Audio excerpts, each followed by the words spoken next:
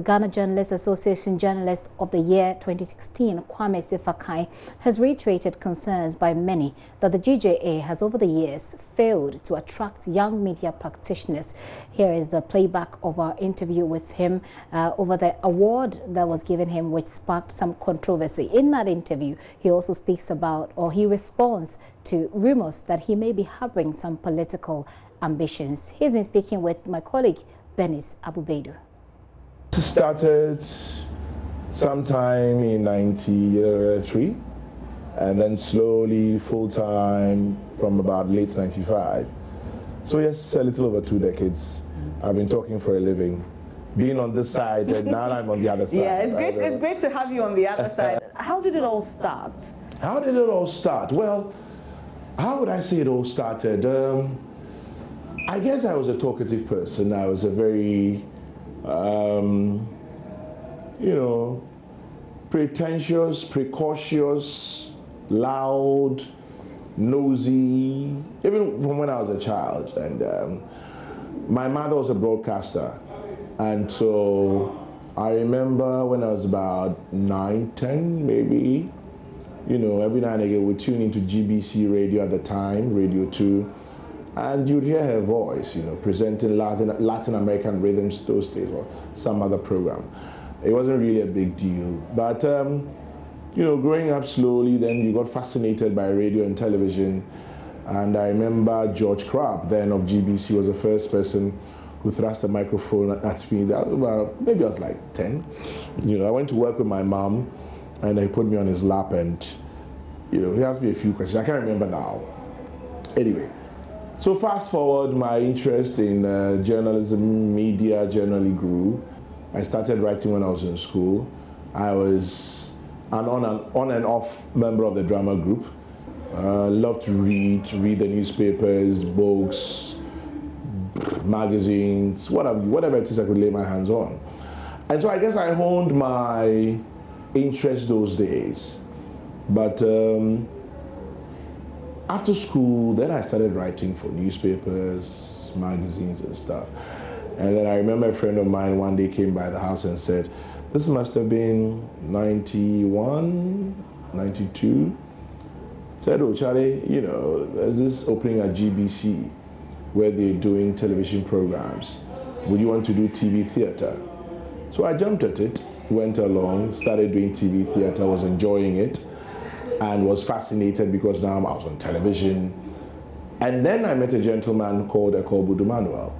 Eko Budumanuel was a presenter and producer of a youth program at GBC at the time called Leaders of Tomorrow. So Eko basically gave me my first lessons in broadcasting. Took me on, made me a production assistant on his show, gave me the on-air experience, and as I say, the rest is history. I joined Radio Gold at the inception, and I always brag I was the first presenter Radio Gold employed. This was in, I think it was in September or October of 1995. We started broadcasting in 1996, 6th of March. 4 years later, I walked into Peace FM. It's been 17 years, the rest is history. So has the dream always been consistent, or was there a point you thought of doing something else apart from journalism? I grew up in a military environment. Okay. My father was an army officer, and that's all I wanted to be too. Impressionable young person, seeing all these soldiers with shiny boots, starched clothes, precision in everything they do, discipline, sense of patriotism. It's somehow instilled in you when you're a child growing up in a military establishment or in a military area. And so that's what I wanted to do.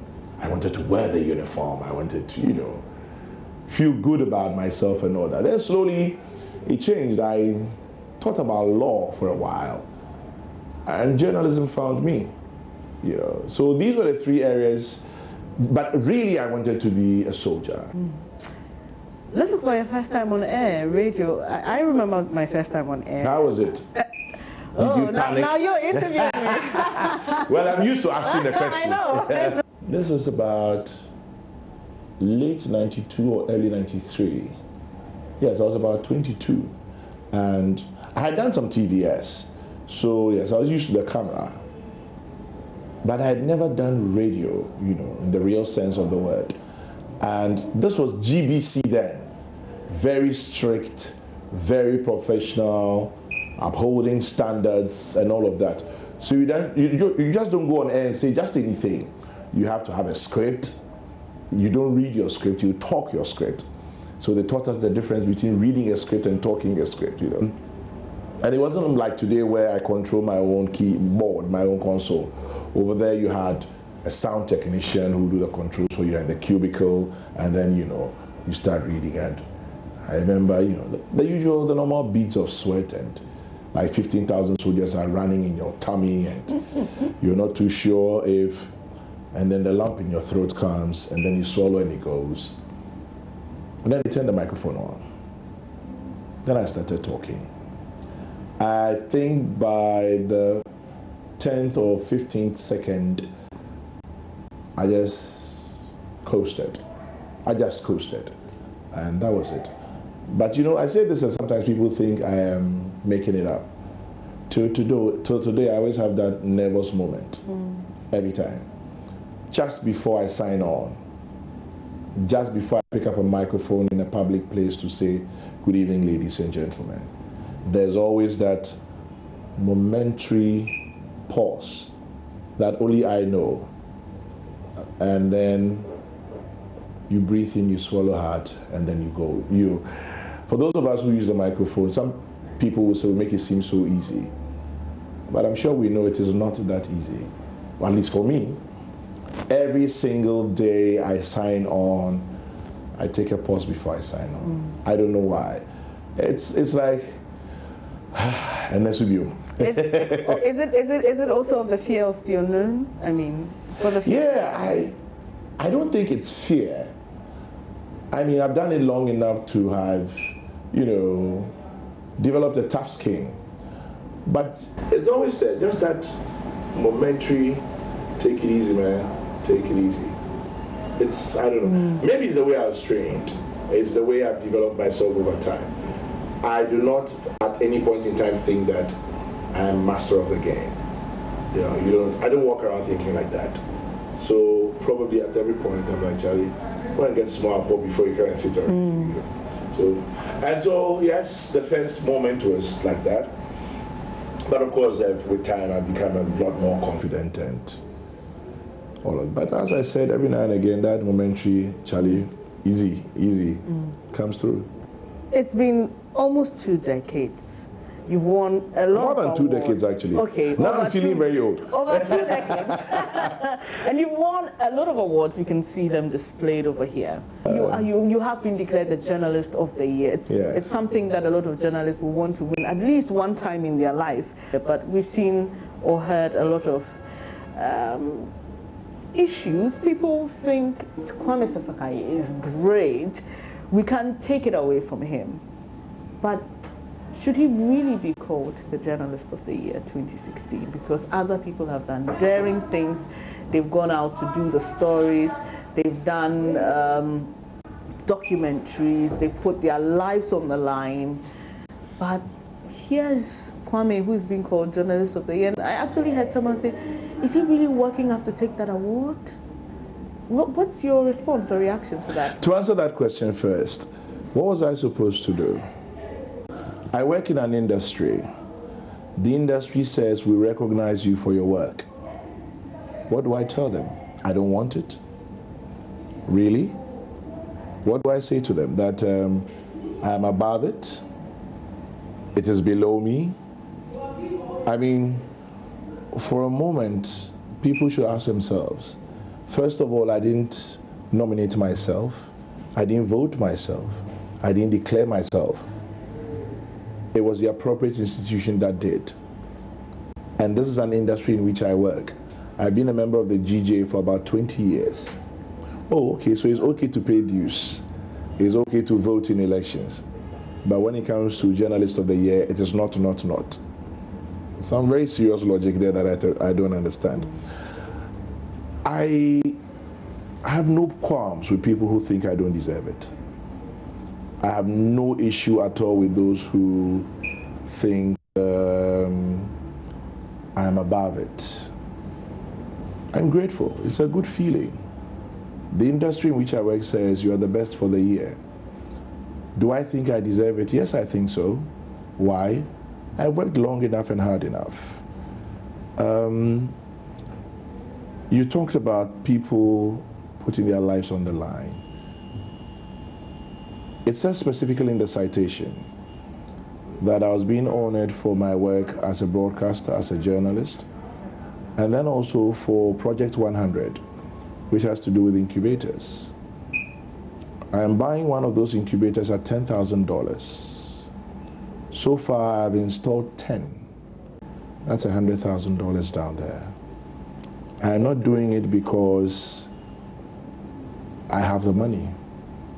I am using my journalistic instincts to do the research. I'm using the power of radio. I'm leveraging on who I have become. I'm using my network of friends and associates. It is a tough job. I'm not doing it for myself. I probably will never have kids again. I mean, I have 5 kids. I've been busy, and I think I'm done. So it is not about me. It is not about what I stand to gain. It is not the money. It's nothing. It's just my contribution to my society.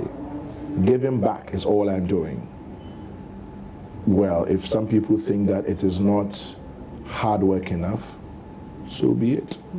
But in the meantime, I'm walking around feeling very good. My name has gone down in history as Journalist of the Year. I'm happy about it.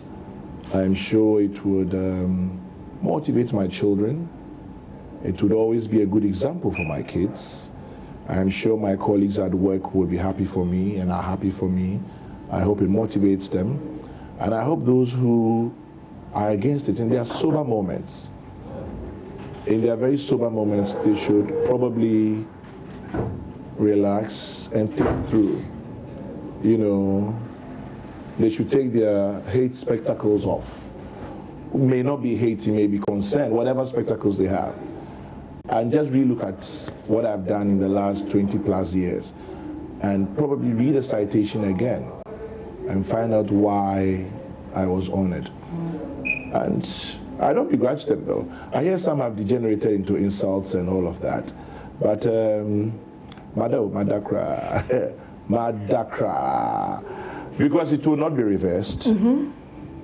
And so it is what it is. You know, I remember in 2000, not to cut you short, when Kweku Baako was made Journalist of the Year.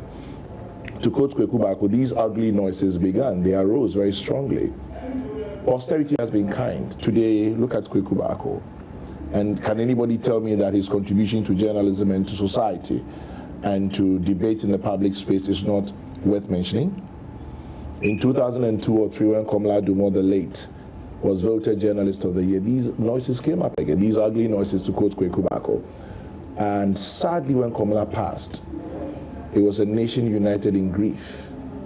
We all said this was one of our best exports journalistically. He was one of the best things that has happened to journalism. Do they want me to die before they say nice things about me?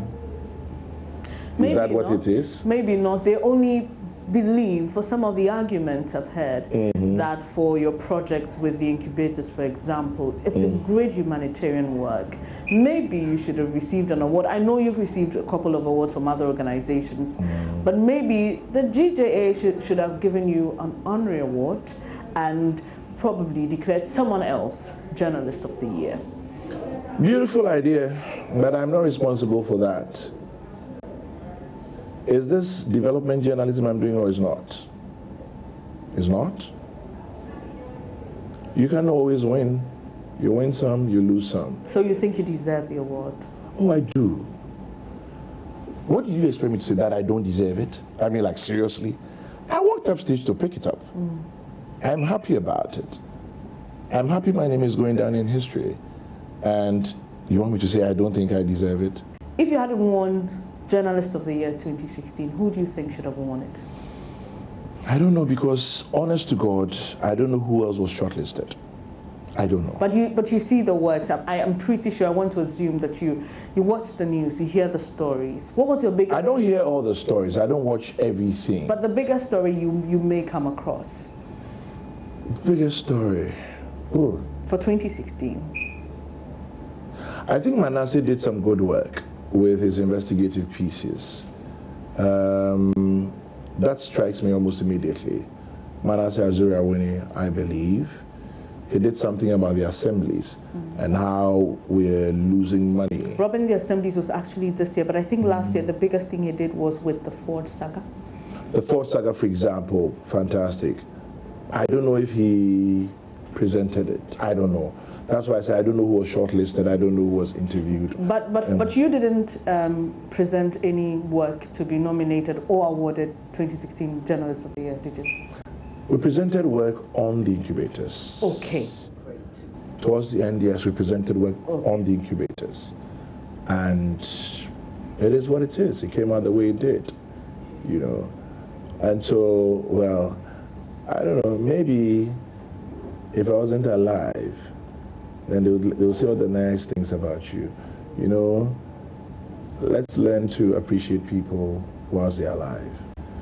When Kaba passed recently, you know, Kaba was like a brother to me, professional colleague and all that. And when you hear the nice things said about him, you ask yourself, would he hear? What's the value of what you're saying? You know, I feel like that sometimes when I hear some of these things, you know, it's like,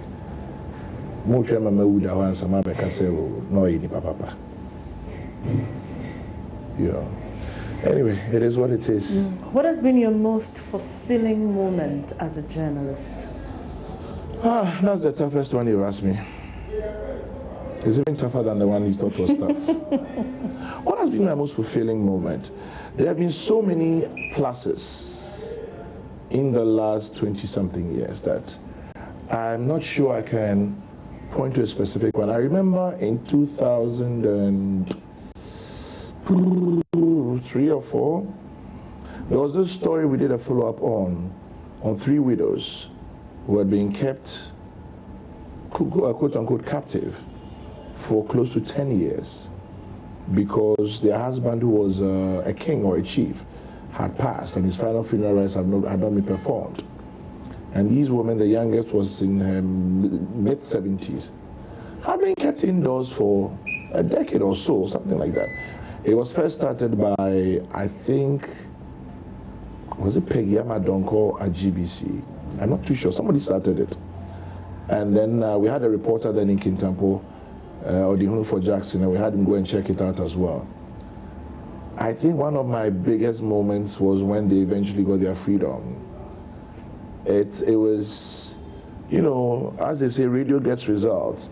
It was journalism right there getting results for you. That was one moment that I thought was defining for me. And then even with the incubator projects we're doing right now, when you get feedback, it touches you. And then it fulfills you that you have at least giving back to society. I remember when we installed an incubator at the Swarm Government Hospital. We installed it we sent it there on a Thursday or so. Then we did the installation Friday, then we did the presentation on Saturday. And then on Wednesday, I got a message from the MP who said the medical director in charge of the hospital had sent him a message that 2 preterm babies had been born, but for the incubator, they would have had to bring them all the way to Accra. When you hear such stories, then you feel fulfilled. Then you feel that this is my yes moment. I have given back and it's been, you know, fruitful. So there are so many of them. I'll not be able to point to a specific one, but don't forget there have been down times too. Except that the good times have been more than the down times, and so we dwell on the good. Do you want to share any down times? There are times that you sign off and you know you've had a lousy program. You know it in your heart. You know you've done a lousy show. There are times that you finish an interview and you scratch your head and hey, Charlie, I do now. You know, you can tell that you would know what I'm talking about. You know, you have this personal or self-feedback. You finish the interview or you sign off a show but you don't feel fulfilled. You're like, Charlie, I didn't give it my best. You feel it. And those can be very down moments. And I'm sure that if you do what we do, then you can understand what we are talking about. There have been a few, and there have been a few interviews that didn't go too well. And there have been a few people that you've interviewed that have been outright rude and insulting. But it comes to the territory, you know, and we survive. As they say, still we rise. I remember when we were doing the inauguration for President Akufo-Addo, and where's that picture? I don't know, the cameraman must have done well. There was a lot of confusion going on in a certain area, and I was trying to figure it out. And the next thing I know, somebody brings me this photograph, you know. That's a nice photograph. Yeah, and somebody thought I posed for it. I'm like, you should know. Looking like 50 meters away from me and trying to understand some commotion over there. It's a tough job. Public speaking is an art. Maybe it's a science. But you need to hold yourself together to do it. You don't assume for any moment that you just pick up a microphone and start speaking. We're supposed to think on our feet because most of our shows are live. So your ability to think on your feet is a major plus, especially when you're doing interviews or hosting panel discussions, moderating shows. It's not an easy task. The nerves will come. But let the fact that you believe in what you're doing push that one a few notches higher and tell yourself, psych yourself that, Charlie, this thing has to be done. Let's get a show on the road. Has your life ever been threatened in the line of duty during the Yes. Even till now, nobody has told me directly, I'll kill you. Nobody has said, I'll shoot you. Nobody has said, I'll run you over. No. Well, somebody said, I'll kill you once. They sent a message, And these are people you don't know, faceless people. They're hiding behind the security of anonymity. And so they can throw anything they want at you. He sent a message while we were on air, threatening to kill me and all of that. That was long ago, 2003, 4, thereabouts. Anyway. But people have sent you messages that are not exactly palatable, that are not messages that will make you feel safe. So those things have come, but still we rise. If you're going to let those things bother you, then you might as well stop this kind of work. As a friend of mine says, if you want to please everybody, sell ice cream. If you work in the public space, you do the kind of work I do, and you expect everybody to like you, then you must have a challenge, you must have a problem. You don't, I say it all the time, I don't strive for perfection. I strive for excellence. I don't think I'm perfect. I don't think I ever would be. I don't think there's any perfect human being. I just strive for excellence, not for perfection. So you definitely will rub people the wrong way. There are people who wouldn't like you. There are things you'd say that people would disagree with. I mean, hey, Journalists of the Year 2016, there are people who think that you don't deserve it. It's their right. That's what they think. That's how they feel. Some of them may have cogent arguments. But you don't let those things depress you. You don't let them bring you down. Walk around with your chest high. You're lucky. You're 6 feet above the ground, not 6 feet down. So life goes on. Regrets? Regrets, yeah. I wish my father was alive to see me today. I wish my brother was alive to see me today. If I could wake them up for 1 hour, just to share a beer and talk about things like Journalist of the Year, talk about my family. Lost my father when I was 19, and I lost my brother 11 years ago. Best friend, best man at my wedding. We're buddies.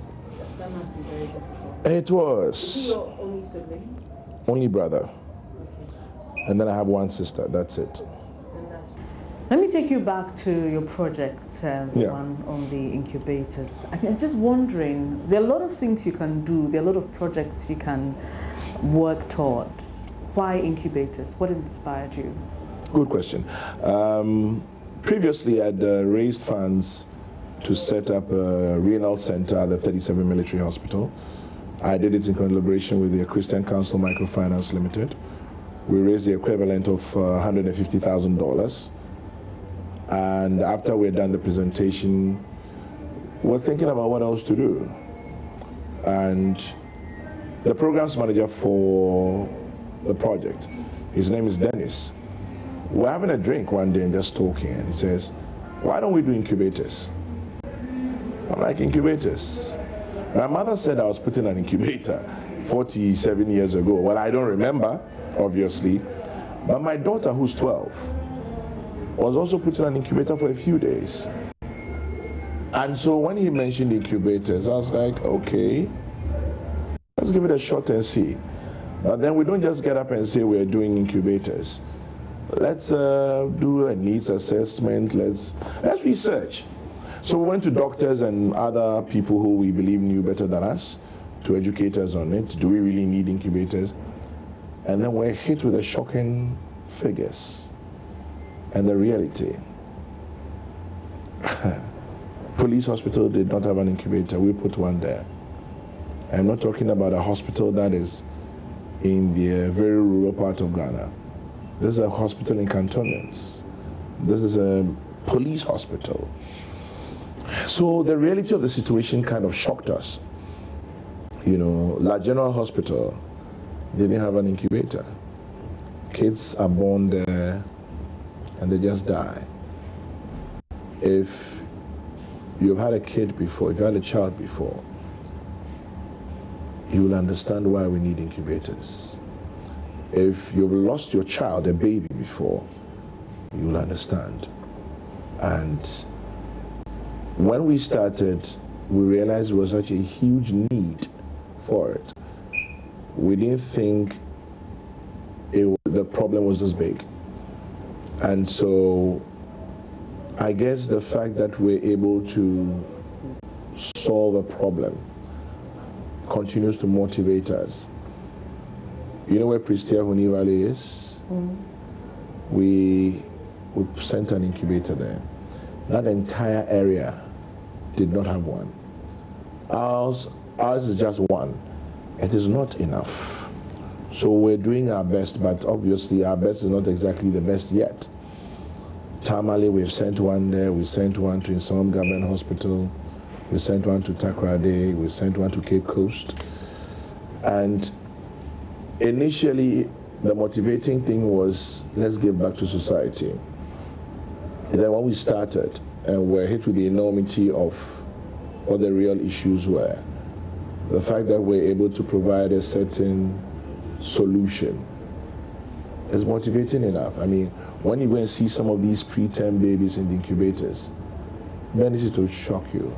Unless you're not human, unless you don't have a child or you don't want to have a child, you see some of these kids and, sorry to say this, but they look like mice. You see a newborn baby and some of them weigh 800 grams.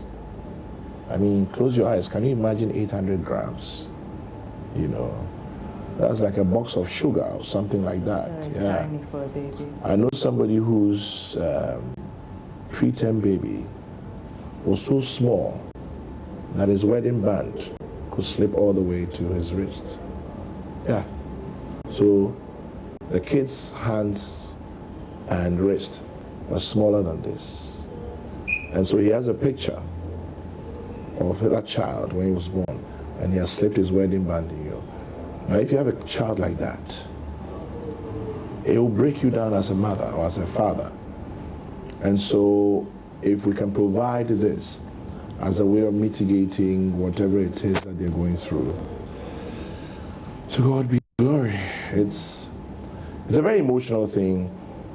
And when you go in there and you see the kids, some of them don't look like human beings at first, you know. So we said we were going to do 100. Everybody thought it was a crazy thing to do because it seemed unattainable, especially when I'm buying one incubator for $10,000. I know, yes, I could get it for cheaper. I know, I've heard all of that. Am I crazy? Yes, maybe I'm a bit crazy. That's why I'm doing this. But a friend of mine told me, if your dreams don't scare you, then your dreams are not big enough. So is it a project that shakes me a bit? Yes, it does. Because to go out and solicit for $10,000 is no chicken, it's no children's play, it's no chicken feed, you know. But I say this in deep appreciation to those who have supported it. We have installed 10 of them. And in January, we're installing one, the 11th one at Kufudia Government Hospital. That would be $110,000 down. So 11 down, 89 to go. The thought of 89 is like, but we'll get there. We'll get there. You've answered my next question, because I was going to ask what the plan for the project is. But well, interestingly, we've launched a short code. Okay. I'm very grateful to the guys at MTN. We've launched a short code. Well, let me use this to just advertise it. The short code is 3322 on your MTN. So pick up your phone right now, just call 3322 and follow the voice prompts. It will charge you just 5 CDs. Okay. And you can do that as often as you want. As often. Do that 20 times a day. I'm happy to say thank you. You know, I'm very happy with what MTN has done. They gave it to us for free. And apart from the taxes and stuff we have to pay, they are not taking anything from it. And I think it's a good thing they've done. We took a leap of faith, and we've had people support that leap. We're where we are. So 3322 is our short code. We are still looking at going out to the corporate world and seeking sponsorship. I believe that a lot of them have been very helpful. But one of my biggest sponsors has been GMPC. They gave us $50,000 last year. They promised to give us $50,000 again next year. That's for 2018. And that's 5 incubators down already. So it's a good feeling.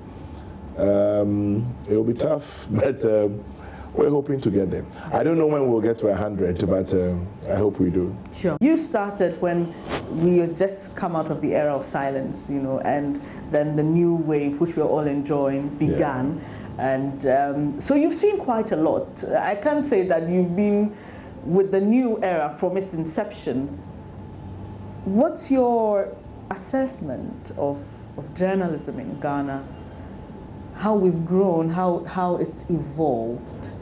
Are there any good things we've lost? Are we making progress? I think we're making progress in terms of how many radio stations we have, how many television stations we have, how many newspapers we have. We are making progress because people have been employed. We have a lot more journalists today. We have a lot more technicians, cameramen, soundmen, and the like. That's good. Plural media. But what is in it? That's what we should focus on. I think media owners and those of us practitioners should begin to look at developing ourselves, honing our skills, doing a lot more training, and becoming a lot more relevant beyond the fact that we have a microphone, or we have a pen, or we have a computer, or we have a camera. There's plural media, yes, diversity, yes, but it's beginning to look like content is an issue. Quality of presenters, quality of language, I think is becoming an issue. You know, radio and television and even print has a way of being part of the general showbiz thing.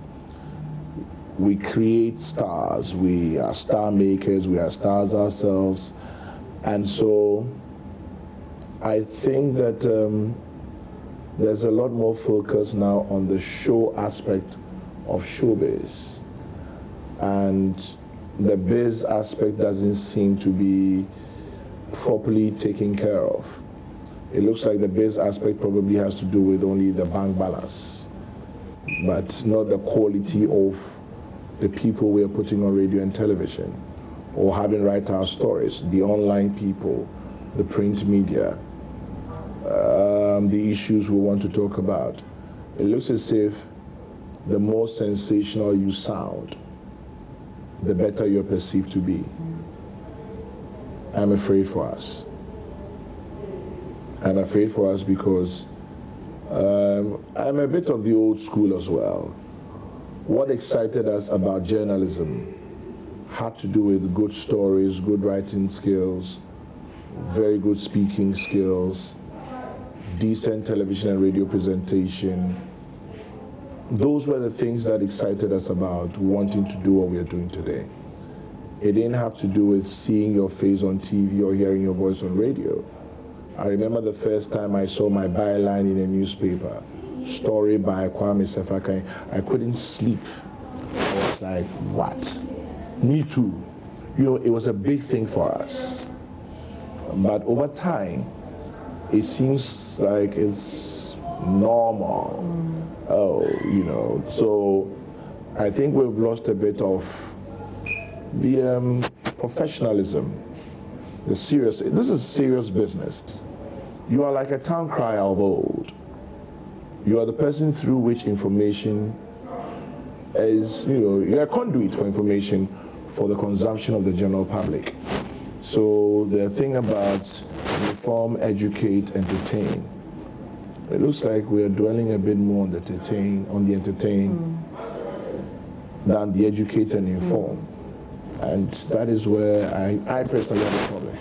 Kwami, where are you seeing this problem coming from? And you work with a Tree radio station, and we've had a time without number, especially with the news and how it's told. Is it just because we want the ears? Or you're seeing it more from the education perspective, more of a representation of what society really has become in terms of the quality of people we have on radio? Yes, but we shouldn't let it be like that. You mentioned that I work on a Kayi radio station, and we're the biggest culprits, except that we are not man enough to own up. Where you listen to a news broadcast, and it's like a by the fireside storytelling session. I don't mind. You see, language is dynamic, and language has its own nuances and, you know, origins and how it's spoken and all of that. So I can understand that when you're speaking, say, Tree on radio, and you're presenting a story, you probably may employ the use of a proverb or of a wise saying to, you know, either embellish, garnish, or make it a little more softer on the ear, or a little more understandable. I won't begrudge you that. But it doesn't look as if that's what most of us are doing. We're overdoing it. We're describing rape in detail, and we actually are trivializing it. We're talking about how, I'm like, really? The station I work for is guilty of that. So it's not like I am coming from some sainthood area to come and speak about. We're all guilty of it. It is wrong. It's slowly it will begin to become a put-off. As you mentioned, probably it's a reflection of the society in which we live. People want to hear that. People are fascinated by those things. But I think that we should know better. An occasional proverb here, anecdote here, I mean, it's okay. But when it's overdone, then it becomes a bit, it grates your ears.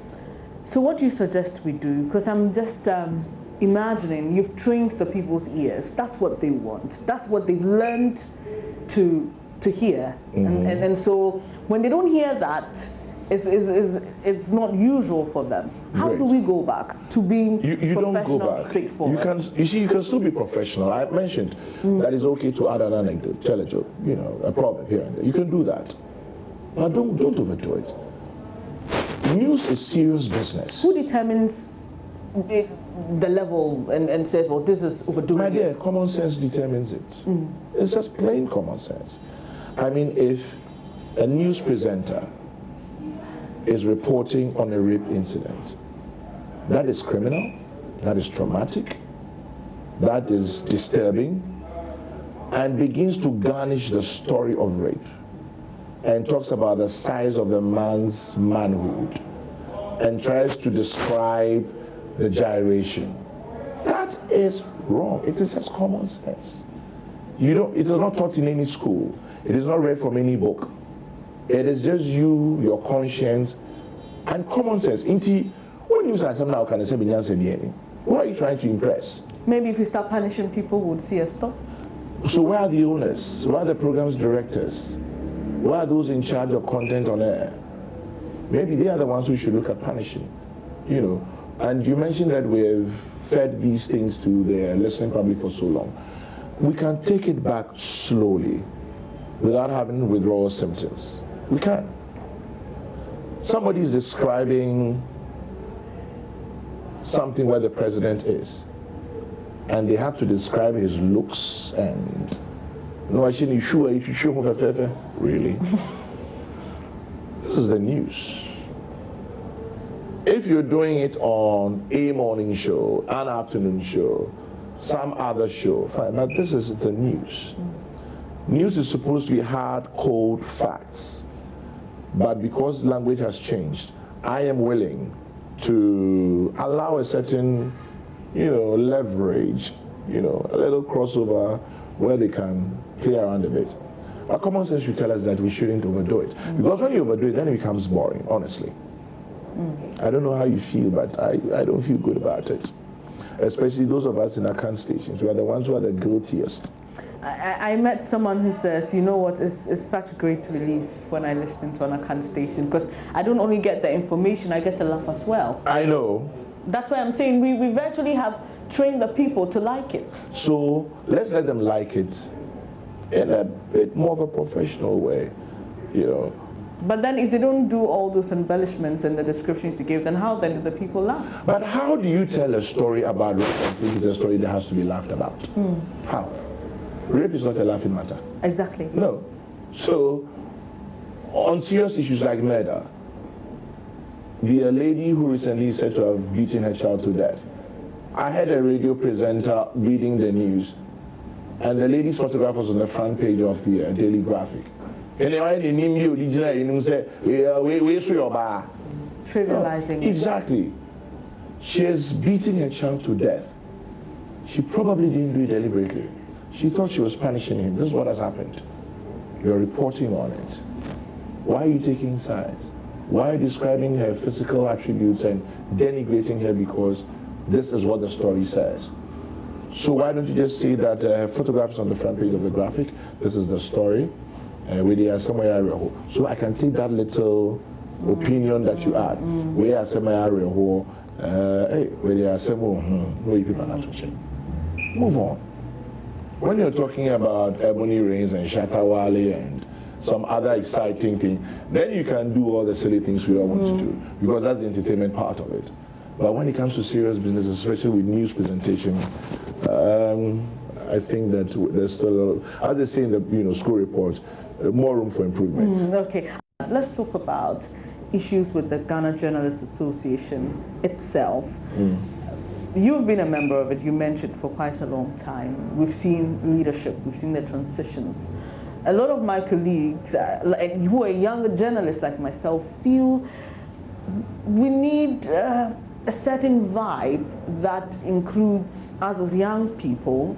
They don't seem to be satisfied with leadership of the Ghana Journalists Association with reference to some cases where journalists weren't treated well, and we didn't see a certain proactive stance from the Ghana Journalists Association, and a lot of them took to social media. In fact, just before the elections, a lot of them wanted the GJA president, Afil Moni, out, but well, he got the nod again, and he still is the GJA's president. One, what is your impression about all of this? And really, do you think that those claims or those concerns are justified? The concerns of a seemingly dormant GJA, a seemingly cold GJA, those concerns are justified. There was a certain vibrancy about the GJA several years ago that is not there today. And then I can understand the young ones, because when I also entered or became a member of the association, I was much younger. I was about 26 or 7 or thereabouts. And it was because the leadership at the time made a conscious effort to reach out to us, the younger ones. I remember President Cabral Bliami here, President Gifty Afeni-Dazi. I joined during their time. They had Peter Agbeko as part of the executive, Bright Bleu, who was our forever General Secretary until he stepped aside, you know, and Matthew Kwami, Matthias Tibu. They reached out to us younger ones. I think there was a deliberate effort on their part to do a Catch Them Young campaign program. And so I was actually forced, quote unquote, by Gifty Afeni-Dazi. She's like, I want to meet you at the press center. Then the press center was at Kokomlemle, not too far from your place. The press center was there. Initially it was at somewhere around Mataheko, Latibiokoshi. I wasn't a member then. But when it came to Kokomlemle, circle area, circle area. I want you there, I want to see this, come and let me give you your ID card. And at the time I was like, yeah, DJ, this kind of old men and women, why do you want to join them? But they made themselves open and accessible. They spent time with us, they took an interest. I mean, I was really good at the time. Gifty could just, well, let me call her Gifty Afeni-Dazi. She was then vice president before she became president. She would just drive in, you know, and come and spend time with us younger journalists. And she'd be there for like an hour, just sit and talk about everything and nothing. But slowly, she, you know, pulled us in. And so I can understand where younger people like you complain, that there doesn't seem to be any path to the GJA. You don't really see what it is that you should go and do there, or which you. I will blame it on leadership, pure and simple. Afel Money and his leadership should find a way of making the GJA more sexy, as it used to be, more exciting. Let us feel that we're part of it, or let us have a reason to want to belong to it. Else, it will hit them hard eventually, because Afel is of a generation before me, and when they exit, it will be our time to exit. What happens to the GJA? Who's going to take interest in taking positions over there? And so they should probably start a campaign of a Catch Them Young kind of thing, where the Benis Abubedus and her compatriots and colleagues would find it more exciting to be part of the GJA. So yes, I agree with you, the claims are justified. Do you have anybody you mentor? I don't like talking about those things because it makes you come out sometimes as all-knowing. I quietly do stuff with people. Okay. I hope they won't mind. I'm sure that Manasseh, Anas Sarimiyao, Beswa Dona Hamad, Nanaba Namwa, I will stop there. Okay. Very sadly, Kaba, my very own Nana Yaokesi, who was with me here. But it's, for me, it's not for public consumption. Okay. What you do, I was supported by people.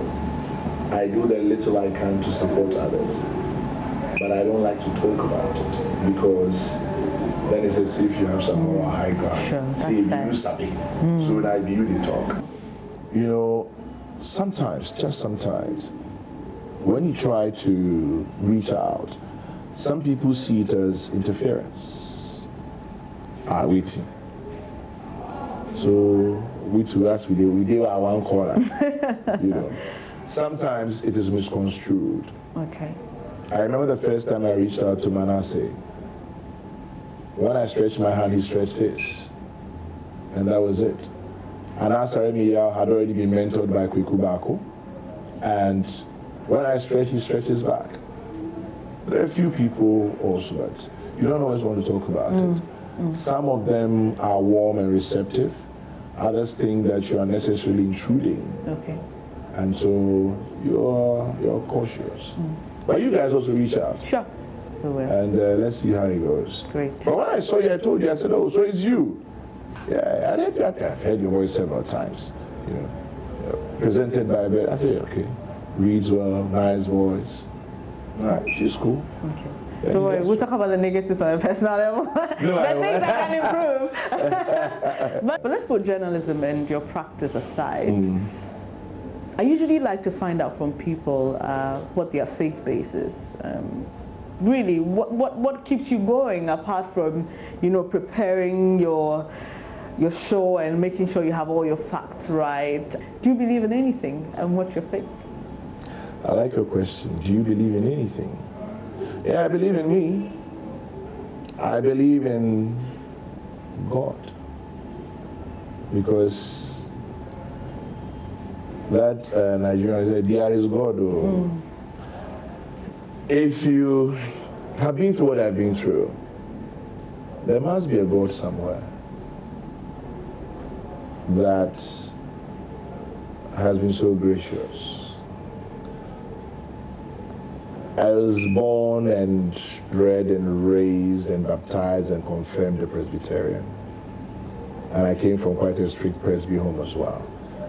So I have never doubted the existence of God in my life. I have seen a lot of things happen around me to make me think that there must be a God somewhere who likes me.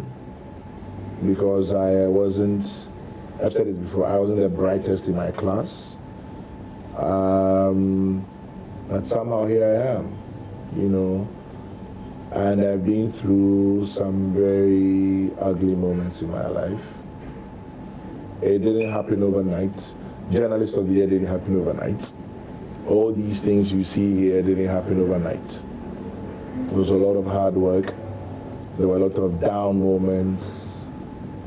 There must have been God somewhere listening to my prayer and saying, okay, of all the prayers I hear, let me take this young, bold man and do something with him. So yes, I believe in God. And I believe in me. Okay. Any regrets? Regrets? Yeah, I wish my father was alive to see me today. I wish my brother was alive to see me today. If I could wake them up for 1 hour, just to share a beer and talk about things like Journalist of the Year, talk about my family. What do you do in your spare time? I play tennis sometimes. I hear going to the gym will make me look sexier, so I'm going to try. I spend time with my kids every now and again. I'm not exactly around for them, so I'm trying to spend time with them. And then I love my club beer cold. And so I spend time hanging out, socializing, reading, catching up with friends, family, guys, you know, do what guys do when they're having a beer. So you just heard Kwami Sefa Kayi's story, the Journalist of the Year. Congratulations to him once again.